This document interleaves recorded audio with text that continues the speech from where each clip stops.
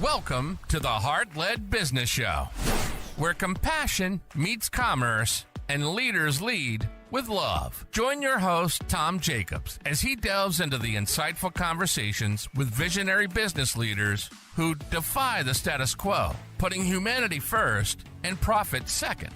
From heartfelt strategies to inspiring stories, this podcast is your compass in the world of conscious capitalism. So buckle up and let your heart guide your business journey.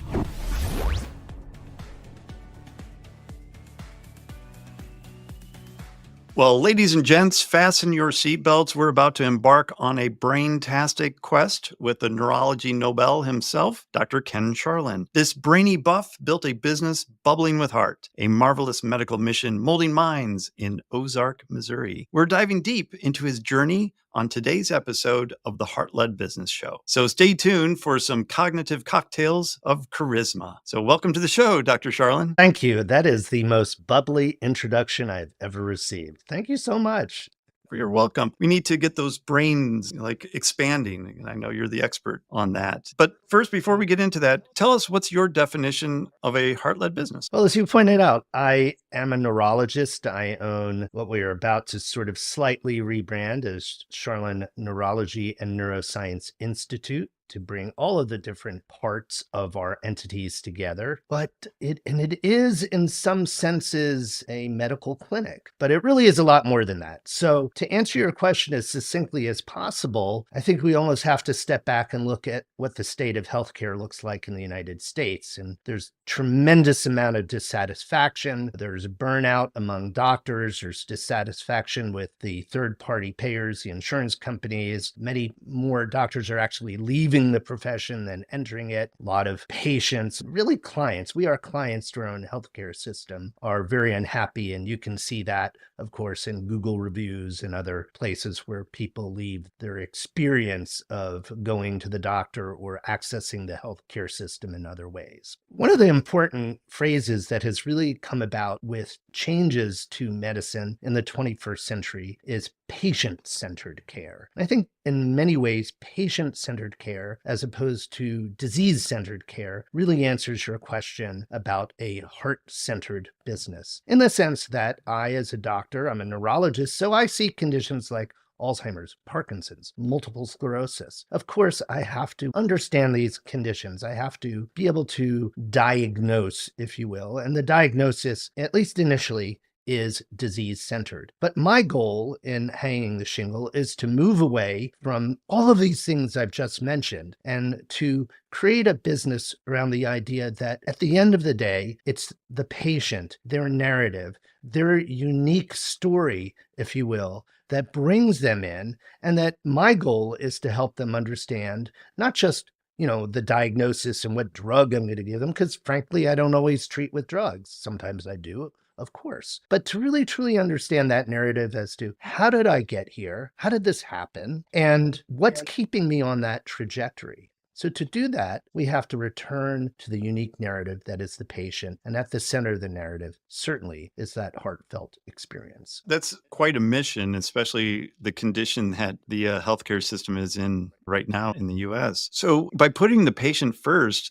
if you're a traditional doctor in the traditional insurance model, can that even happen? I think it is challenging for doctors who are exclusively in the traditional insurance model, but I'll be happy in a moment to offer a few suggestions, perhaps if you do have some doctors listening that want to introduce some of these strategies into their practice. What we've tried to do here is actually provide a hybrid service, because in the end, this is a service industry. Right. And so service industry really means that you're buying someone's expertise and you're buying their time. And too often we hear the cliche, well, I went to the doctor, they spent 5 minutes with me, they didn't examine me, I had an opportunity to ask one question or no questions at all. Maybe sometimes I know of a local clinic where it's a specialty clinic and the patients go there for the first time and they don't even see the doctor, for goodness sake. So it is true that time truly is money. Money is what keeps all of our doors open. And so we do charge for our services, but we tried to make sure that people experience, again, heartfelt, experience that value. So at the end of the day, whether they're paying by check or credit card or whatever it is, know that it has been worth their investment. And I think that's true for any business, especially heart-led and service-based businesses tend to be a little bit higher on the heart-led scale, or tend to be more heart-led businesses that are service-based. With that, early on, you spoke about the Google reviews, and I'm sure like doctors in that traditional insurance model aren't used to having to manage now Google reviews on top of everything else that's going on in terms of just getting that feedback about, are you heart-centered? Are you really on my side and my advocate for my own health? And that's hard to see. And I'm really glad that you're on the show today too, because I think just in our interactions over the last couple of years, just seeing your practice and the types of transformations that you're able to have because of that hybrid model, I think, correct me if I'm wrong, but you're able to get really great results with people that probably, if they went to the traditional route, probably would still be suffering with many of these really awful diseases. Yeah, we actually had some very spectacular results, and it's sort of been bang lately in terms of some big announcements that I'm looking forward to them putting out there. Maybe with your help, hopefully, do some press releases. Yeah. But we are very proud. We work with complex chronic diseases affecting the brain. And as early as 2018, my group published a paper called Reversal of Cognitive Decline, 100 patients. These were not exclusively our patients, but about a third were, with all the other authors contributing 5 here, 10 here. We had over 35 patients in that case series, but it was the largest case series ever published where we used therapeutic lifestyle medicine strategies to improve cognitive functioning in people who had Alzheimer's disease. And bottom line is it worked in a disease where people would say there's nothing that you can do about it. And that's in fact a tagline of the Alzheimer's Association. We were showing that no, in fact, you can improve cognitive function when we pay attention to some key things that are well within our control. So we've continued that type of work, and we see that with Parkinson's, we see it with multiple sclerosis. We've even seen it with this devastating disease. Wow. That's really great news. And so what percentage of that is lifestyle and kind of outside of what, insurance would necessarily pay for? Toss it out, so I can't take credit for it, that genetics sort of load the gun, but lifestyle and environment pull the trigger. And that is absolutely true. And again, what we really try to do is provide evidence-based medicine. So I realize there are many sort of versions of holistic practices out there, but we want to reassure folks that everything we're doing is based on peer-reviewed published literature. It's just that unfortunately, not, as it were, the industry is usually 10 or 15 years behind. But even someone as well-known in the area of lifestyle medicine as Dr. Dean, one of the founders and pioneers of lifestyle medicine, whose work has been shown to reverse everything from prostate cancer to heart disease, recently published his own case series showing that this type of approach can reverse the symptoms of Alzheimer's disease. What is particularly exciting, though, Tom, is that, and again, I wish I were the first, but in a way, I'm glad I'm the second here, that we are now able to show that not only can we improve symptoms, but we can reverse pathology. And Dr. Richard Isaacson, who formerly was head of the Cornell Alzheimer's Disease Prevention Center in New York City, and then moved to be closer to his brother, who's Stuart Isaacson, who's a big Parkinson's expert at Florida Atlantic University. He was all over the news in the last couple of months with a case that he was involved with. Now, these are what we call N of 1. These are individuals, of course, but he used a test that we were very involved in validating called the Procivity AD2 test. And that's a blood test to actually identify whether someone has the biological markers, the changes in the brain that are associated with Alzheimer's disease. Now, this test primarily has been used gnostically, but what Dr. Isaacson showed is it can actually be used to track progress over time. So it's a very simple test. There's complexities, of course, but understanding that basically you have a score of 0 to 100, where greater than 45 is consistent with the diagnosis of Alzheimer's disease. And then when you get into the high, like 90s range, what we call the test probability, meaning how accurate the test is, it's already about 86% accurate. When you get into those 90s,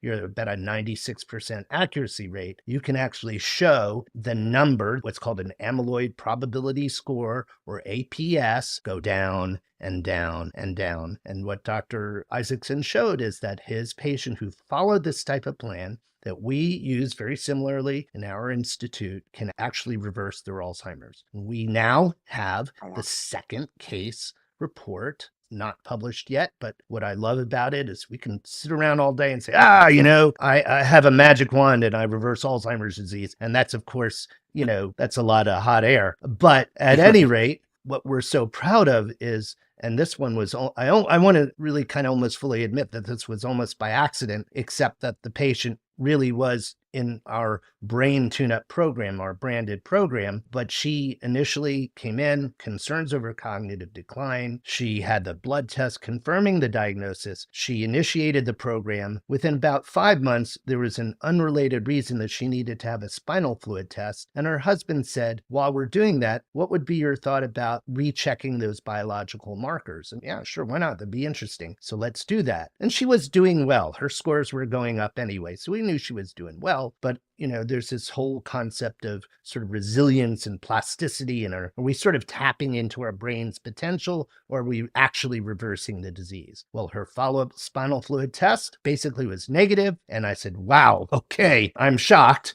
And so I said, well, how would you feel about repeating the blood test as kind of a confirmation? And in fact, we did. And her probability score, remember, 0 to 100, started at 95. And on repeat, it was 50, which is just 5 points above the negative. So, and consistent with what the spinal fluid showed, which showed that she had dramatically improved her biomarker status, although there was a touch of evidence that she still had a little bit of the amyloid protein, but another protein called tau, which is a marker of nerve cell destruction, had actually gone down to the normal range. Oh, wow. That's amazing. I mean, that's giving people tons of hope as well. That's awesome. So let's shift gears a little bit and let's talk about you and what inspired you to go into neurology and open a business, a hybrid business of all things. And tell us about that journey for you. Well, as you can already tell, I'm a little long-winded, so through that. And there's always longer stories, but I'll try to give you a few interesting points. I'm I guess a second-generation American, where my father was born in the United States. His name is David Sharlin, and he's now a happily retired pediatrician in Mercer County, New Jersey. But his father was named Hiller, and my grandfather, Hiller Sharlin, HM as he was called in business, I recently found out, actually. He came across the ocean through Ellis Island at a very young age, accompanied by his grandfather. Really, his grandfather came to the U.S. first, established a business, which was a baby carriage business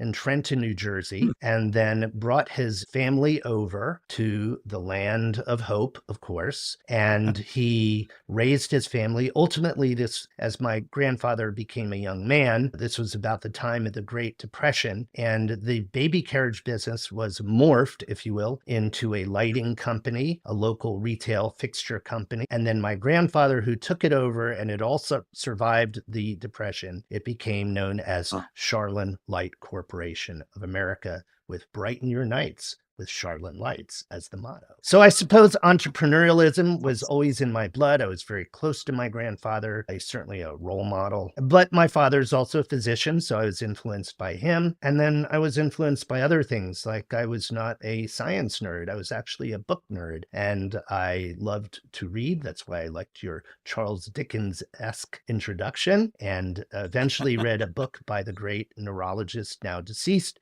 Dr. Oliver Sacks, and he wrote a book called The Man Who Mistook His Wife for a Hat. And at that moment, I saw a way to weave narrative and story into science and the application of all of those principles into the practice of medicine. And I felt that neurology really sort of bent my imagination with how we as human beings really experience and perceive the world. And I thought that was the right way for me to bring all of these interests together. So I went to medical school, graduated from Emory University, ultimately trained at Vanderbilt University in Nashville, and joined a private practice where I thought, this is it. I'm going to be an entrepreneur and I'm going to be a neurologist. And I did learn a lot, to the credit of the doctor that hired me, but ultimately that practice wasn't a good fit. And I moved to the Southwest Missouri area, where unfortunately, well, for better or worse, these are our life narratives, got rather entrenched as an employed physician, which is where, of course, a lot of the burnout is. Fast forward, eventually getting interested in the application of lifestyle through my own pursuits and triathlon and marathons, and knowing that, you don't just one day go complete an Ironman triathlon. You have to think about sleep and nutrition and movement and all of those things. And so I was changing my body, my health, but I was going to the office and giving people drugs to take care of the side effects of other drugs and watching them, swirl the drain. So that's kind of how it evolved. And I just knew at a certain point that all of this had to stop. It had to change. And I left my place of employment and started Sharlin Health and Neurology. Awesome. And how long have you had the business? We opened our doors in November teen. That's when things started. We launched our brain tune-up program within about a month. I was in that process. I had become certified in functional medicine through the Institute for Functional Medicine. So all the pieces started to come together. And then very quickly, the business grew and we added clinical research, on-site imaging, regenerative medicine, a whole host. We have Sharlin Health Neuro Fitness. We have 7 entities in all. I even managed to squeeze out a Amazon best-selling book in the interim. So with all of those, it became clear that it was confusing to the consumer and we needed to bring it together under one roof. It is already under one roof, but we needed to rename the entity or rebrand the entity into the Institute. I like that new branding as well. That really brings together the clinical, but also the more research-based things that you do as well. So that's good. I mean, it resonates with me anyway. Sounds good. So in starting the business, I'm sure it wasn't all rainbows and butterflies throughout. So creating a heart-led business, it could be a little bit different than a profit-led business from time to time. So what type of pleasant surprises and some not so pleasant surprises came up in those early days, or even now as it might happen, by leading with your heart versus just focusing on profit and seeing as many patients as possible and just being basically a pill mill? Of course. Well, probably like 95% of other physicians, we're not educated in sales and marketing. In fact, sales sort of, probably not to you or I, and I hope we get to talk about that, but to the non-inexperienced, let's just put it that way, or non-indoctrinated physician, sort of feels yucky, right? It feels like the used car salesman. And so we, of course, have to wrap our brains around the narrative, because in the end, if you're an entrepreneur and you're not generating income for your business, I mean, you might have investors, but eventually your investors are going to start tapping the table saying, where's the profit? Because you can't pay your bills. I got to pay you, Tom. I mean, I got to pay you. So that can be a problem. But as you know, at the center of a heartfelt business, and really at the center of all businesses, ideally, and certainly the ones that survive, is the fact that we are bringing value to our customers. And we start thinking about value. And I couldn't agree, heart-led is what you may feel, but heart-led is what I do, right? So when I enter the room with that heart business perspective as a physician, as an integrative medicine doctor, as a researcher, people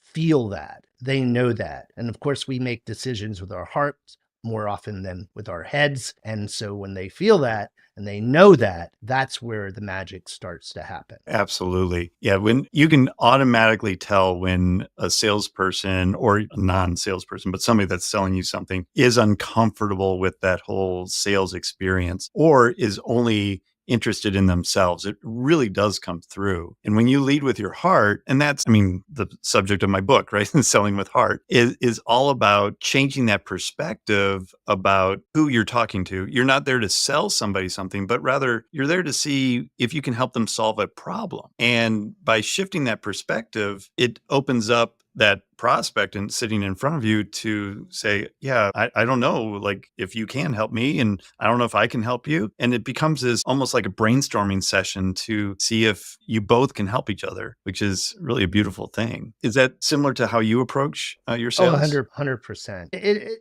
And the complexities of what we do from kind of a sales perspective, it's almost like maybe you don't speak French and, decide to go to the Olympics, which may not be the best analogy because there's probably plenty of people who speak English at such an international event. But my point is that we have this sort of language of medicine that we expect. I go to the doctor, does tests, they make a diagnosis, they give me medicine or refer me to a surgeon. Eventually I get a bill. I might have a copay, I may have a deductible, but the reality is I sort of feel like someone else is taking responsibility for the business aspect, and that is the third party payer. So to shift thinking, say, wait a minute, you're charging me for this? That there's a fee involved that I have to, so you have to bring people into the fold. And as you know, in many aspects of business, we have to provide what we would call sort of pre-education. We have to get out there through social media, through blogging, through podcasts, and without any strings attached. We're not in here to sell anybody anything. We have to provide information because in the end, this is really a trans-theoretical engagement where people go from this wasn't even in my sphere, I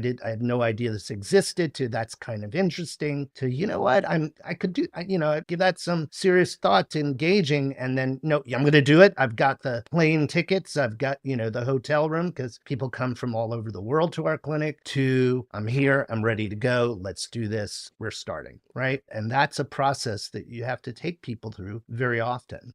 Yeah, and that's a much longer process than if somebody's sick, goes to a clinic, gets some pills, and then goes home and somewhat recovers, right? Because it's a sick model versus a health model. And so how long do you think it takes to pre-educate somebody before they're able to fully, like on average, shift their thinking from sick to health model? Of course, the answer is it depends. And pain points are a reality for all of us. What makes us ultimately pivot and make the decision? If you talk to Kaylee Maggard, my functional medicine coordinator and chief operations officer, of course, you know extremely well, she would say that our Parkinson's patients tend to have kind of a longer conversion process because a lot of times you could be pretty functional with Parkinson's, and so they don't necessarily feel the urgency. On the other hand, if you have an Alzheimer's or a diagnosis, that may be a much more urgent sense that we've got to do something. And I do have the good fortune of not only working with someone like yourself and putting out all that information for folks, but I have a few close colleagues who have very large mailing lists, very large reaches, and don't actually directly work with patients. So when people reach out to them, very often they're saying, Sharlin is the man, go see him. And that would include my friend, Dr. Terry Walls, or my work over the years off and on with Dr. Dale Bredesen, who have huge spheres of influence in Alzheimer's and multiple sclerosis. So again, it does depend. And some people really grew up in families where by the way, I'm not against chiropractors or anything when I say this, but their families would typically go to more holistic practitioners like chiropractors or naturopaths or whatever. So that line of thinking is perhaps more intuitive to them to come see me because they always did this sort of thing. But for the person who's never been in sort of exposed to these principles, it is a longer journey. Yeah, for sure. And so that makes it tough as a heart-led business to then really run the business and make a profit in doing it. But speaking of profit, a lot of heart-led business owners fear or are afraid of making a profit as appearing too greedy or not following their heart. What type of advice would you give to somebody that might be struggling with, being able to make money in their business, in their heart-led business, and being okay with the fact that you're making money doing it? Well, I think first of all, you have to ask, what is that money actually doing for you? So, I started this business 9 years ago. I'll turn 60 this December. My children are grown up. Everybody's through college and off in their own lives, right? So it's just my wife and I, our various pets that we have in our home. So I've had my opportunity as a physician to earn fairly, a typical, we don't need to get into numbers, but what you might typically see for a neurologist neurologist. So for me, even that money, that income is not what I'm putting in the bank. I mean, of course, I have to earn a living. I have to eat. I have to pay my mortgage payment, things like that. But it's not, beyond that sort of scraping the icing off the cake, so to speak, from my business to load up my bank account is definitely not the goal. The goal is very business centered. It's very focused on what my vision is, what I want to accomplish here. And so, reinvestment, saying, when we're profitable, it's opportunities to grow, it's opportunities to improve, it's opportunities to explore new service lines. So I really, by not putting myself at the center of all that, it's easy because I know that I need the income to do all of those things for my business and ultimately for the people that I serve. I think that's worth repeating as well. So putting yourself and not putting yourself at the center of the business, but rather as part of the business, if I understood you properly, and putting the people that are working for you and the people that are coming to see you as a service, putting them as the center can help you then reinvest in that business and help more people and scale and grow and ultimately create this spiral effect of, helping and scaling tons and tons of people that need the help, which is really a very heart-led when it comes to it because you are helping more people. So I love that advice. Thank you for sharing that with the audience. There are other doctors on here that are listening that might be struggling with going from a traditional insurance model to, cash pay or more of a functional medicine or integrative medicine type of model. And knowing that it is possible to do that, I think it's great. And you're a good example of somebody that's been able to do that. And they can explore everything from the sort of the growing concierge model that allows them to spend more time with patients, or if they're going to stick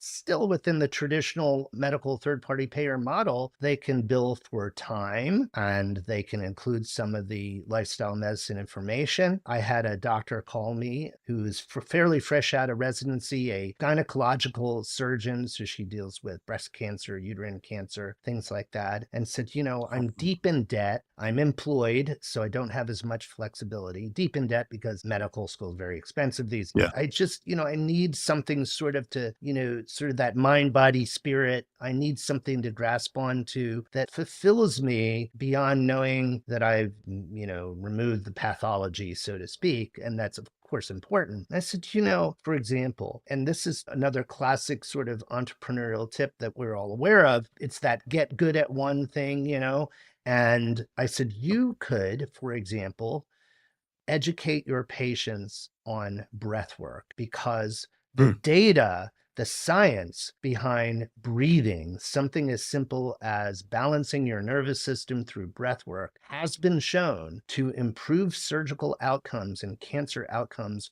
dramatically. And if you can take 5 minutes and just be with your patient and breathe with them and show them how to do it and put your hand on their heart or have them put their own hand on their heart while they're doing this, and then make sure that they understand some very basic principles of how they can incorporate this and practice this, it will change their lives. Something as simple as just breathing. So it can be done. And it doesn't have to cost anything.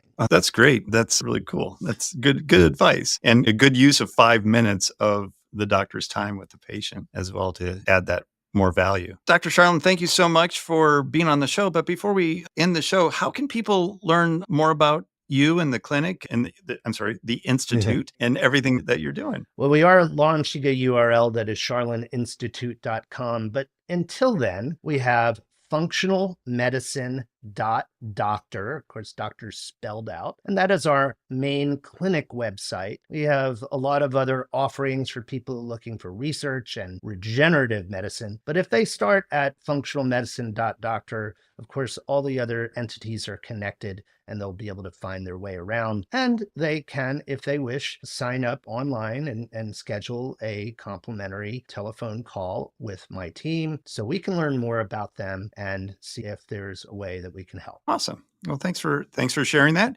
And we'll pull that up into the show notes as well. And again, thank you so much for taking your time today. I really appreciate the stories and the advice that you shared. I learned some new things about you, that your grandfather came over through Ellis Island. My grandfather did that as well from different country, came from Syria, but all the way over through Ellis Island. So it's nice we have that cool connection there as well. Well, thank you for having me. Thank you for having me. Absolutely. And to our show listeners and those watching on YouTube as well, thank you so much for watching today's episode. We really do appreciate it. Make sure you're checking out everything that Dr. Sharlin is doing, and we've provided all of that down in the show notes. So make sure you check that out. And I know all of our show guests really like it when you connect with them on social media. So make sure you're doing that as well. And if you could do me a solid favor, if you like this episode, share it out to some friends and family members that could use the advice that was shared on today's show. And until next time, lead with your heart.